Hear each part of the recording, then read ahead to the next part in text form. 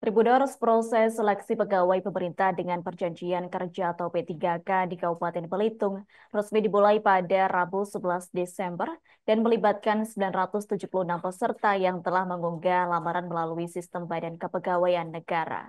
Dari jumlah tersebut terdapat 366 formasi yang tersedia, namun dari formasi tersebut hanya sebagian yang terpenuhi, terutama pada formasi guru.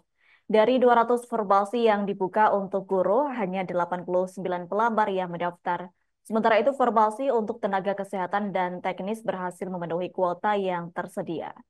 Kepala BKPSDM Kabupaten Belitung, KA Azami menyebutkan bahwa pihaknya masih melakukan koordinasi dengan Dinas Pendidikan untuk memahami mengapa sebagian besar tenaga pendidik yang terdaftar dalam database tidak mendaftar seleksi P3K.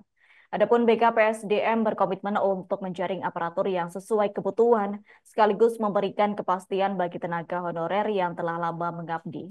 Proses seleksi menggunakan sistem CAT dan berlangsung di kantor BKPSDM Belitung. Seleksi dilakukan dalam beberapa sesi pertama dan melibatkan ujian kompetensi dasar atau SKD serta wawancara. Namun ada tantangan teknis terutama bagi peserta yang baru pertama kali menggunakan komputer. Untuk mengatasi hal tersebut, BKPSDM menginstruksikan seluruh OPD di Kabupaten Belitung untuk membantu tenaga honorer dalam proses persiapan, termasuk pelatihan komputer.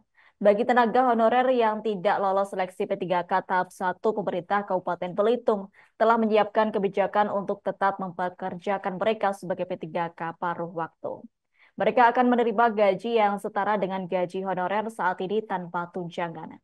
Sementara itu, tenaga honorer yang lolos P3K penuh waktu akan digaji sesuai ketentuan dalam Perpres nomor 11 tahun 2024, termasuk mendapatkan tunjangan.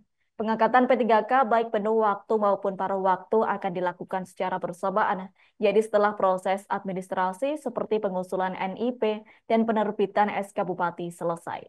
BKPSDM memperkirakan pengangkatan ini baru dapat terlaksana paling cepat pada April 2025.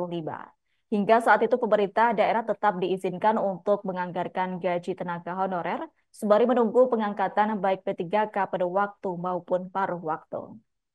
Download Tribun X sekarang, menghadirkan lokal menjadi Indonesia.